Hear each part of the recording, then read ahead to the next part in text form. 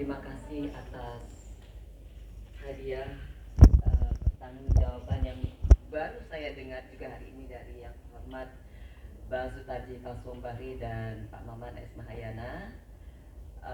Dan terima kasih kepada Bang Okta yang telah menginisiasi acara ini sehingga saya juga termasuk hadirin semuanya bisa mendengarkan pertanggungjawaban dari kemenangan puisi impromptu Tersina.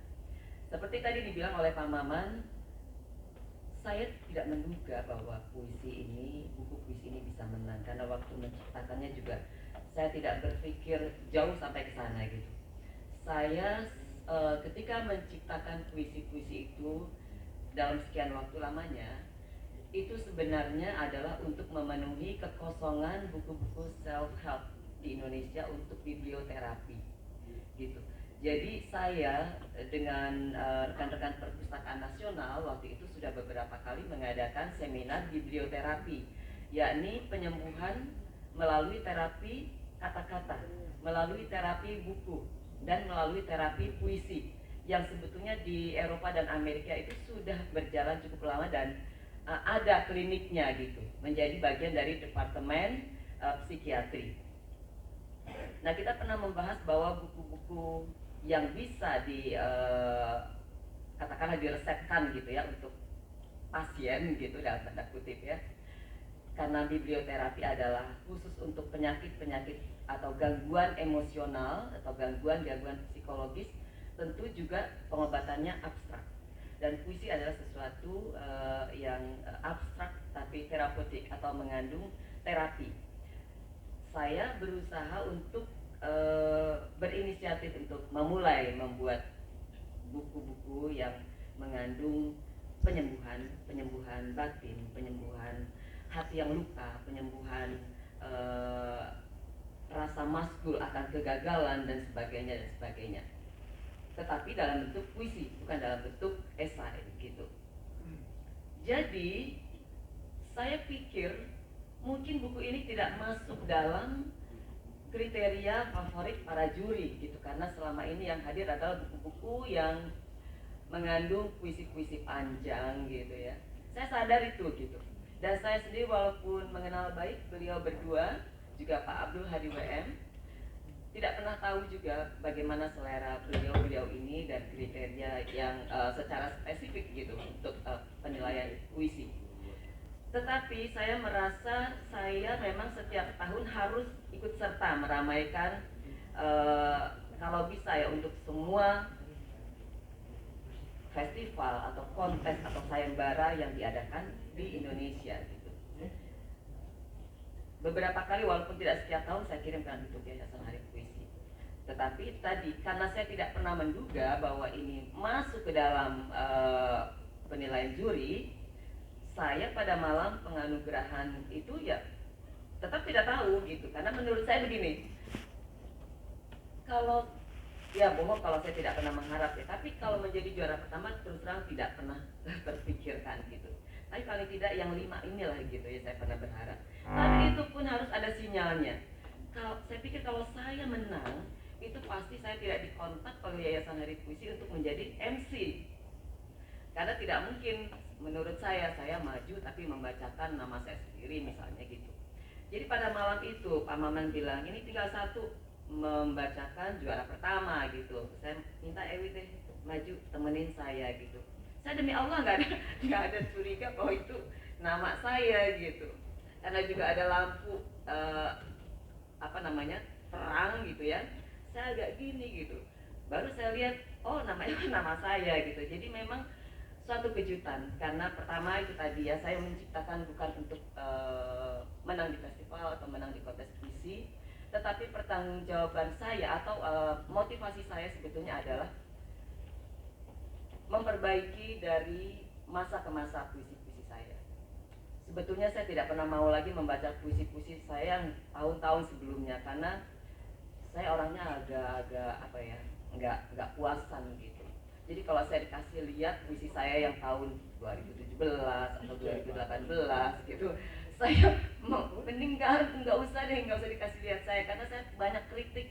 Saya itu kejam gitu sama diri saya sendiri. Kenapa sih kamu nulisnya kayak begitu gitu? Jadi memang tidak pernah apa namanya, tidak suka gitu melihat lagi ke belakang. Tetapi rasa itu saya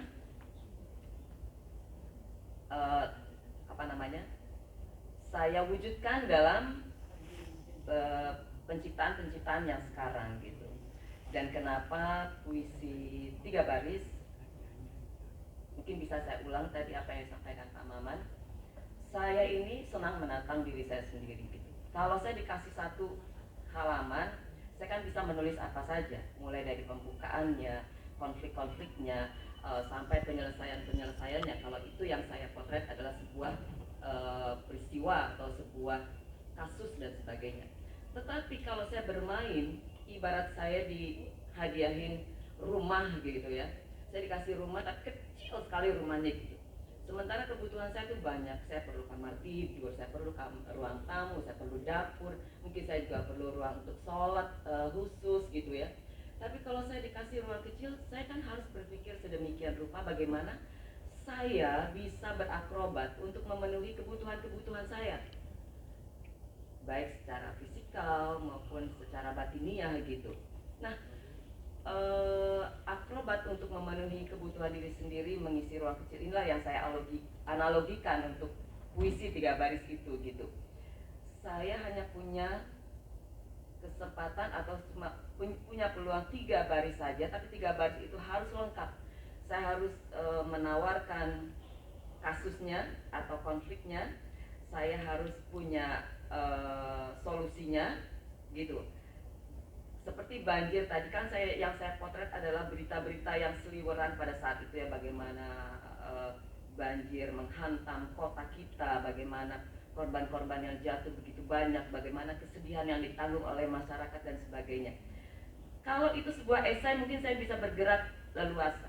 Tapi kalau di puisi yang cuma 3 baris, 1 barisnya pun sudah saya batasi beberapa kata saja, itu memang kadang tidak selesai cepat gitu ya, karena saya juga harus bermain dengan tingkat kesulitan yang saya ciptakan sendiri itu. Jadi tidak bebas 3 baris itu saya boleh ngomong apa saja tanpa rima, tapi saya sengaja menciptakan tingkat kesulitan untuk diri saya sendiri itu menjadi puisi yang berima ABA gitu.